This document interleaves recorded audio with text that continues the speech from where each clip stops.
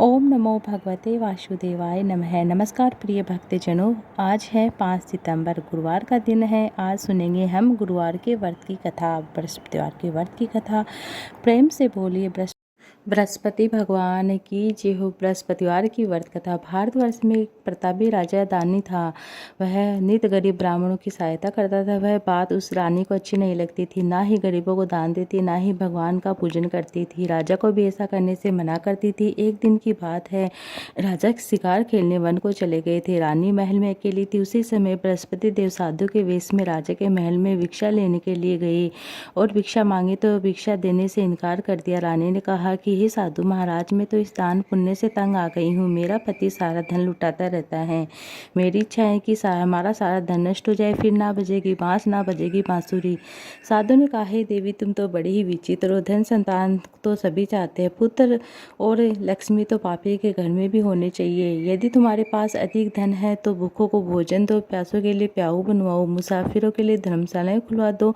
निर्धन अपनी कुंवारी कन्या का विवाह नहीं करा सकते तो उनका विवाह करा दो। ऐसे और भी कई काम हैं जिसे करने से तुम्हारा यश लोक परलोक में फैलेगा। रानी पर उपदेश का कोई प्रभाव नहीं पड़ा। कहने लगी, हे साधु महाराज, आप मुझे कुछ मत समझाइए। मैं ऐसा नहीं चाहती हूँ कि वह धन नहीं चाहती हूँ जो हर समय बांटती फिरूं। साधु ने उत्तर दिया कि यदि तुम्हारी ऐसी इच्छा है तो यथास्तु तुम ऐसा करना। बृहस्पतिवार को घर लीपकर पीली मिट्टी से अपना सिर धोना, स्नान करना और भट्टी चढ़ाकर कपड़े धोना। राजा से भी कहना कि वह हजामत बनवाए, भोजन में मांस मदिरा खाना। ऐसा करने से तुम्हारा सारा धन नष्ट हो जाएगा, फिर न बाजेगी। इस तरह से तुम्हारा सारा धन नष्ट हो जाएगा। इन साधु के कहे अनुसार रानी को केवल 3 बृहस्पतिवार बीते थे। उनकी समस्त धन संपत्ति नष्ट हो गई। भोजन के लिए भी राजा परिवार तरसने लगा। एक दिन राजा ने रानी से कहा, हे रानी, हम यहीं पर नहीं रह सकते। हम दूसरे देश जा रहे थे क्योंकि यहाँ पर सभी लोग मुझे जानते, इसलिए कोई कार्य भी नहीं कर सकता। ऐसा कहकर राजा प्रदेश चला जाता है, जंगल से लकड़ी काट कर लाता, शहर में बेचता। इस तरह वह अपना जीवन व्यतीत करने लगता है। उधर राजा प्रदेश जाते ही रानी और दासी दुखी रहने लगी। एक बार जब रानी और दासी को 7 दिन तक बिना भोजन करे रहना पड़ा तो रानी ने अपनी दासी से कहा, दासी, पास ही नगर मेरी बहन रहती है, बड़ी धनवान है, तो उसके पास जा कुछ लेकर आ जाता कि समय गुजारा हो जाएगा। दासी रानी की बहन के पास गई। उस समय गुरुवार का दिन था। रानी की बहन उस समय बृहस्पतिवार की व्रत कथा सुन रही थी। दासी ने रानी की बहन को अपनी दासी रानी का संदेश दिया, लेकिन रानी की बहन ने कोई उत्तर नहीं दिया। जब दासी को रानी की बहन से कोई उत्तर नहीं मिला तो वह बहुत दुखी हुई, से क्रोध भी आया। दासी ने वापस आकर रानी को सारी बात बता दी। सुनकर रानी ने अपने भाग्य को खुशा कहा। उधर रानी की बड़ी बहन ने सोचा कि मेरी बहन की दासी आई थी, परंतु मैं उससे कुछ नहीं बोल पाई, इससे बहुत दुखी हुई होगी। कथा सुनकर पूजन समाप्त करके वह अपनी बहन के घर आ जाती हैं। कहने लगती है, बहन, मैं बृहस्पतिवार का व्रत कर रही थी, कथा सुन रही थी, तुम्हारी दासी मेरे घर गई थी, परंतु जब तक कथा होती है तब तक न उठते न बोलते, इसलिए नहीं बोली। कहो दासी, क्यों गई थी? तब रानी ने कहा, बहन, मैं तुमसे क्या छुपाऊं? तुमसे कुछ छिपा तो है नहीं। हमारे घर में खाने के लिए कुछ नहीं था। ऐसा कहते कहते रानी की आंखों में आंसू भर आते हैं। उसने दासी समेत पिछले 7 दिनों की भूखे रहने की बात बता दी, अपनी बहन को विस्तार पूर्वक सुना दी। रानी की बहन बोली, देखो बहन, भगवान बृहस्पति सबकी मनोकामनाएं पूर्ण करते। देखो, शायद तुम्हारे घर में अनाज रखा हो। पहले तो रानी को विश्वास नहीं हुआ, पर बहन के आग्रह करने पर अपनी दासी को घर के अंदर भेजती है। उसे सचमुच अनाज से भरा हुआ घड़ा मिलता है। यह देखकर दासी को बड़ी हैरानी हुई। दासी ने हैरानी से कहने लगे कि हे रानी, जब हम भोजन नहीं मिलता तो हम रोज ही व्रत करते थे, इसलिए क्यों न इसे व्रत की कथा पूजा विधि पूछ ली जाए ताकि हम भी बृहस्पतिवार का व्रत कर सके। तब रानी ने अपनी बहन से बृहस्पतिवार के व्रत के बारे में पूछा तो उसकी बहन ने कहा, बृहस्पतिवार के व्रत में चने की दाल, मुनके से विष्णु भगवान का केले की जड़ में पूजन कर दीप लगाए, व्रत कथा सुने और पीला भोजन करे, इससे बृहस्पति देव प्रसन्न होते हैं। व्रत और पूजन विधि बताकर रानी की बहन अपने घर को लौट आती हैं। 7 दिन के बाद जब गुरुवार आया तो रानी व दासी ने व्रत रखा। गुरुसाल में जाकर दासी चना और गुड़ लेकर आती है, फिर केले की जड़ से विष्णु भगवान का पूजन करती है। पीला भोजन कहाँ से लाई? बड़ी दुखी होती है। इस बात को देखकर दोनों दुखी होती हैं, क्योंकि व्रत रखा था इसलिए बृहस्पति देव उससे प्रसन्न थे, इसलिए एक साधारण व्यक्ति के रूप में आते 2 थाली में पीला भोजन लेकर आते हैं। भोजन पाकर दासी बड़ी प्रसन्न होती है, फिर रानी के साथ मिलकर भोजन ग्रहण करती है। उसके बाद वे सभी गुरुवार को व्रत करती पूजन करने लगती है। बृहस्पति भगवान की कृपा से उनके पास फिर से धन संपत्ति आ जाती है, परंतु रानी फिर से पहले की तरह आलस्य करने लगती है। तब दासी बोलती है, देखो रानी, तुम पहले की तरह इसी प्रकार आलस्य करती थी, तुम्हें धन रखने में कष्ट होता है, इस बार इस कारण सभी धन नष्ट हो गया। अब जब भगवान की कृपा से हमें धन मिला तो तुम्हें फिर से आलस्य होता है। रानी को समझाते हुए दासी कहती हैं कि बड़ी मुसीबतों के बाद हमने धन पाया है, इसलिए हमें दान पुण्य करना चाहिए, भूखे मनुष्यों को भोजन कराना चाहिए, धन को शुभ कार्य में खर्च करना चाहिए, इससे तुम्हारे कुल का यश बढ़ेगा और तुम्हारा भी यश बढ़ेगा। पितर प्रसन्न होंगे। दासी की बात सुनकर रानी अपना धन शुभ कार्य में खर्च करने लगी, जिससे पूरे नगर में यश फैलने लगा। उधर वह राजा एक दुखी होकर जंगल में पेड़ के नीचे आसन जमाकर बैठ जाता है, अपनी दशा को याद करके व्याकुल होने लगता है। और वर्षदार का दिन था। एकाएक उसने देखा कि निर्जन में एक साधु प्रकट होते हैं। साधु वेश में सुरम बृहस्पति देव थे। लकड़हारे के सामने आकर बोलते हैं, लकड़हारे, इस सुनसान जंगल में किस चिंता मग्न में बैठा है? लकड़हारे ने दोनों हाथ जोड़कर प्रणाम किया, उत्तर दिया कि महात्मा जी, आप सब कुछ जानते हैं, मैं क्या कहूँ? यह सब कहकर रोने लगता है। साधु को अपनी आत्मकथा सुनाकर महाराज जी से कहता है कि महाराज जी कहते हैं कि तुम्हारी स्त्री ने बृहस्पति देव की दिन बृहस्पतिवार भगवान का विशेष कर निरादर किया था, जिसके कारण रुष्ट होकर उन्होंने तुम्हारी ये दशा कर दी है। तुम चिंता मत करना, घर के मेरे कहे अनुसार तुम करोगे तो तुम्हारे सभी कष्ट दूर हो जाएंगे। भगवान पहले से भी धन संपत्ति देंगे। तुम बृहस्पतिवार के दिन कथा किया करो, 2 पैसे के चने मुनका लाकर उनका प्रसाद बनाओ, शुद्ध जल के लोटे में प्रसाद अमृत तैयार करके सभी को बांटो। कथा के पश्चात अपने सारे परिवार सुनने वाले प्रेमियों अमृत प्रसाद बांटा जाता है, ग्रहण किया जाता है। ऐसे करने से भगवान तुम्हारी सबकी मनोकामनाएं पूर्ण करते हैं। साधु के कहे ऐसे वचन सुनकर लकड़हारा बोला, हे प्रभु, मुझे लकड़ी बेचकर इतना पैसा नहीं मिलता जिसे भोजन करने के उपरांत कुछ बचा सकूं। मैंने रात में अपनी स्त्री को भी व्याकुल देखा, मेरे पास कुछ भी नहीं जिसे उसकी खोज खबर मंगा सकूं। साधु ने कहा, हे लकड़हारे, तुम्हें किस बात की चिंता मत करो। बरसों देव के दिन तुम रोजाना की तरह लकड़ियां लेकर शहर को जाना, तुम्हें रोज से दुगुना धन प्राप्त होगा, जिससे तुम भली भांति भोजन कर सकोगे। बृहस्पतिवार का दिन आया, पूजा का सामान भी आ जाएगा। इतना कहकर वह साधु अंतर्ध्यान हो जाता है। धीरे धीरे समय बीतने पर बृहस्पतिवार का दिन आता है। लकड़हारा जंगल से लकड़ी काटकर किसी शहर में बेचने जाता, उसे रोज से दुगुना धन अधिक प्राप्त होता है। राजा ने चना गुड़ आदि लाकर गुरुवार का व्रत किया। उस दिन से उसे सभी क्लेश दूर हो जाते, परंतु जब दोबारा गुरुवार था तो वह व्रत करना भूल जाता है। इस कारण बृहस्पति देव नाराज हो गए। उस समय नगर के राजा ने विशाल यज्ञ का आयोजन किया था। शहर में यह घोषणा करा दी, कोई भी मनुष्य अपने घर भोजन न बनाए, आग न जलाए, समस्त मेरे यहाँ भोजन करने आए। इस आज्ञा को जो न मानेगा उसे फांसी की सजा दी जाए। इस तरह की घोषणा संपूर्ण नगर में करवा दी गई। राजा की आज्ञा अनुसार शहर के सभी लोग भोजन करने गए, लेकिन लकड़हारा कुछ देर से पहुंचा, इसलिए राजा उसको अपने साथ घर ले जाते हैं। ले जाकर भोजन करा रहे होते हैं तो रानी की दृष्टि उस कुटी पर पड़ती है जिससे उसका हार लटका हुआ था। कुटी पर वह हार दिखाई नहीं देता है तो बड़ी हैरानी होती है। उसी समय मनुष्य ने रानी को सोचती है कि मेरा हार इसी मनुष्य ने चुराया है। उसी समय सिपाही को बुलाकर उसके कारागार में डलवा देती हैं। जब लकड़हारा कारागार में पड़ जाता है तो बहुत दुखी होता है। विचार करने लगता है कि न जाने कौन सी पूर्व जन्म के कर्म से मुझे दुख प्राप्त था। उसी साधु को याद करने लगता है जो जंगल में मिला था। उसी समय तत्काल बृहस्पति साधु के रूप में प्रकट होते इसकी दशा को देखकर कहते, अरे मूर्ख, तूने बृहस्पति की कथा नहीं की गई है, इस कारण तुझे दुख प्राप्त हुआ है। चिंता मत कर, बृहस्पति के दिन तुझे कारागार में 4 पैसे पड़े मिलेंगे। तुझसे बृहस्पति देव की पूजा करना, कथा करना, तेरे सभी कष्ट दूर हो जाएंगे। इस तरह से जब बृहस्पतिवार का दिन आया तो उसे कारागार में की बंधन पर 4 पैसे पड़े मिले। उसने बृहस्पतिवार की व्रत कथा पूजा कही और उसी रात को बृहस्पति देव ने उस नगर के राजा को स्वप्न में कहा, हे राजा, जिस आदमी को तुमने कारागार में बंद कर रखा है वह निर्दोष है, वह राजा, उसे छोड़ देना। तेरी हराने खार उसी कुटी पर लटका हुआ है। अगर तू ऐसा नहीं करेगा तो मैं तेरे राज्य को नष्ट कर दूंगा। इस तरह रात के स्वप्न को देखकर राजा प्रातःकाल उठता है। कुटी पर हार लटका हुआ देखकर राजा लकड़हारे को बुलाकर क्षमा आदि मांगता है और उसे सुंदर आभूषण देकर उसे विदा कर देता है। और इस तरह से लकड़हारा अपने नगर को चल दिया। राजा जब अपने नगर के निकट पहुंचा तो बड़ा आश्चर्य हुआ। नगर में पहले से अधिक बाग, तालाब, कुएं, धर्मशाले बने हुए थे। राजा ने पूछा कि किसके बाग, धर्मशाले, तालाब, कुएं हैं? तब सबने कहा कि रानी और बांदी के हैं। राजा को आश्चर्य हुआ, गुस्सा भी आया। तब रानी ने ये खबर सुनी कि राजा आ रहे, तो बांदी से कहने लगी, दासी देख, हमें राजा कितनी बुरी हालत में छोड़कर गए थे, कहीं हमारी इसी हालत देखकर कहीं लौट न जाए, इसलिए तू दरवाजे पर खड़ी हो जा। आज्ञा। रानी की आज्ञा से दासी दरवाजे पर खड़ी हो गई।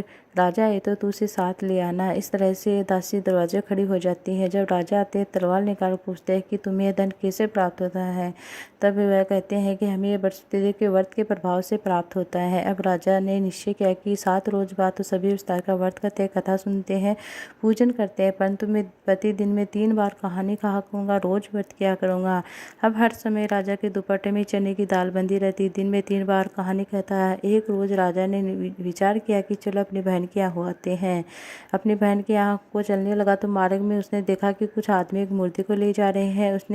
उन्होंने कहा कि अरे भाई, मेरे विस्तार की व्रत कथा सुन लो। तो उसने कहा कि लो, हमारा तो आदमी मर गया, इसको अपनी कथा की पड़ी है। परंतु कुछ आदमी बोले, हम तुम्हारी कथा भी सुन लेंगे, तुम चलते चलते अपनी कथा कह देना। राजा ने दाल निकाली, जब कथा दी तो मुर्दा हिलने लगा। जब कथा समाप्त हुई तो मुर्दा राम राम करके मनुष्य खड़ा हो जाता है। आगे मार्ग में उसने किसान खेत में हल चलाता मिलता है। राजा ने उसे देखा, उसे बोला, अरे भाई, मेरे विस्तार की कथा सुन ले। उसने बोला कि अरे तो बोला कि जब मैं तेरी कथा सुना तब तो 4 हेड़िया जोत लूँगा, अपनी कथा किसी और को सुनाना। इस तरह राजा आगे चलने लगता है। राजा के हरते बेल पचाड़ कर गिर जाता है।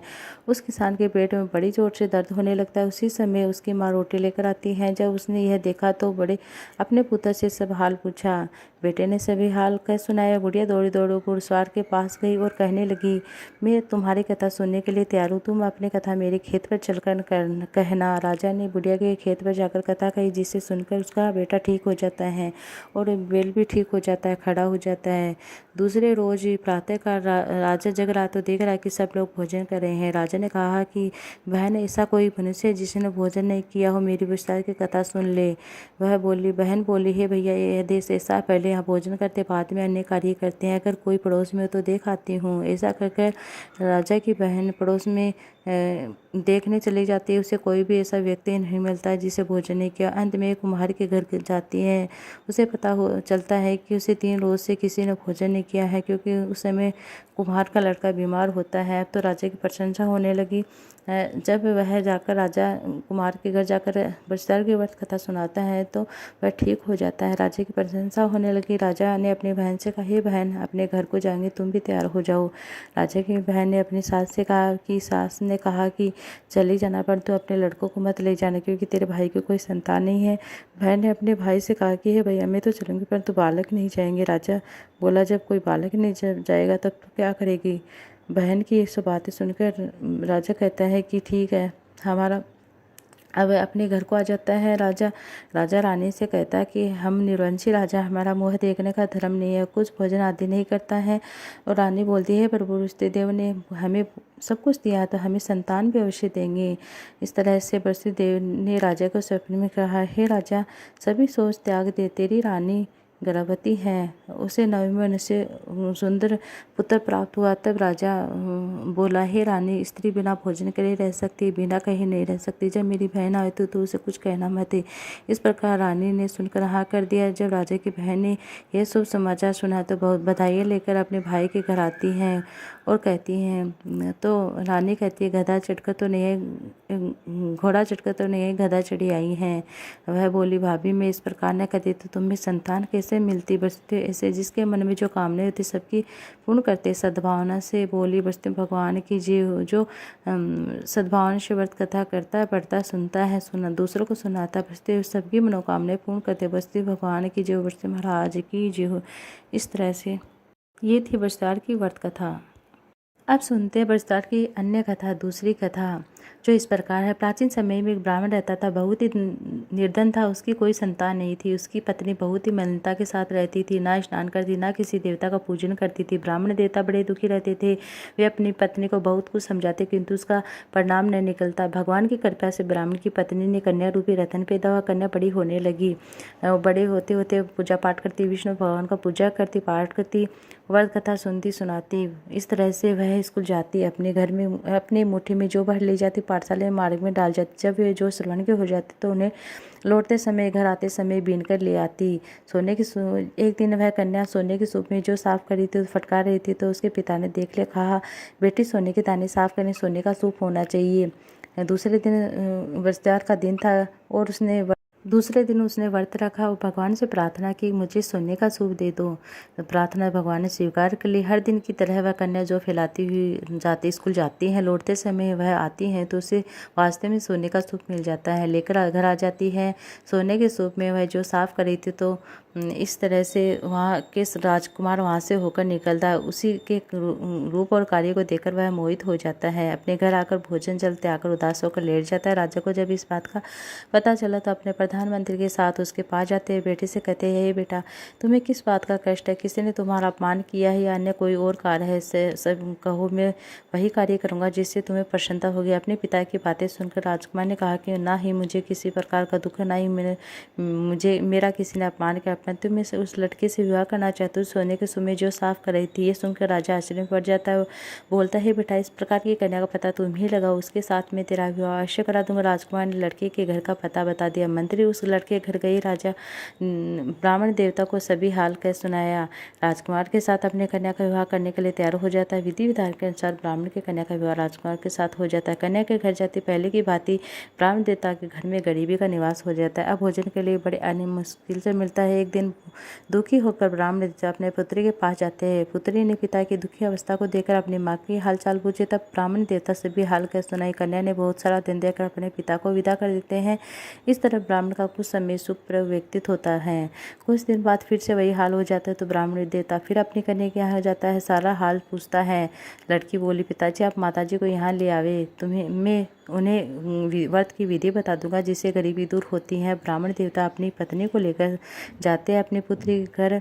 तब बेटी अपनी माँ को समझाने लगती, माँ, तुम प्रातः काल स्नान आदि करके विष्णु भगवान का पूजन किया करो, सब दरिद्रता दूर हो जाती है। उसकी माँ ने एक भी बात नहीं मानी। वह प्रातः उठते अपने पुत्री के बच्चों का जूठन खा लेती, जिससे उसकी पुत्री को बड़ा ही गुस्सा आता है। एक रात उसे कोठरी में बंद कर देती, सारा सामान निकाल कर और दूसरे दिन स्नान कराती हैं। इस तरह से उसकी बुद्धि ठीक हो जाती है। अब तो प्रत्येक बरसदार को व्रत करने लगती है, पूजा पाठ करने लगती है। व्रत के प्रभाव से उसके माता पिता बहुत ही धनवान पुत्रवान हो जाते हैं। बस्ती देव की कृपा से इस लोक को भोग कर वह अंत में ईश्वर को प्राप्त होते हैं। प्रेम से बोले, बस्ती भगवान की जय, विष्णु भगवान की जय हो, सत्यनारायण भगवान की जय हो, बस्ती महाराज की जय हो। ओम जय बृहस्पति देवा, स्वामी जय बृहस्पति देवा, छिन छिन भोग लगाऊं कदली फल मेवा। ओम जय बृहस्पति देवा, तुम पूर्ण परमात्मा, तुम अंतर्यामी, स्वामी तुम अंतर्यामी, जगत पिता जगदीश्वर तुम सबके स्वामी। ओम जय बृहस्पति देवा, चरणामत निज निर्मल, सब पातक हरता, स्वामी सब पातक हरता, सकल मनोरथ दायक, कृपा करो भरता। ओम जय बृहस्पति देवा, तन मन धन अर्पण कर, जो जन शरण पड़े प्रभु, जो जन शरण पड़े प्रभु, पर कर्तव्य होकर आकर द्वार खड़े। ओम जय बृहस्पति देवा, दीन दयाल दयानिधि, भक्तन हितकारी, स्वामी भक्तन हितकारी, पाप दोष सब हरता, भव बंधन हारी। ओम जय बृहस्पति देवा, ओम जय बृहस्पति देवा, स्वामी जय बृहस्पति देवा, सकल मनोरथ दायक, सब संशय तारो। ओम जय बृहस्पति देवा, विषय विकार मिटाओ, संतन सुखकारी, स्वामी संतन सुखकारी। ओम जय बृहस्पति देवा,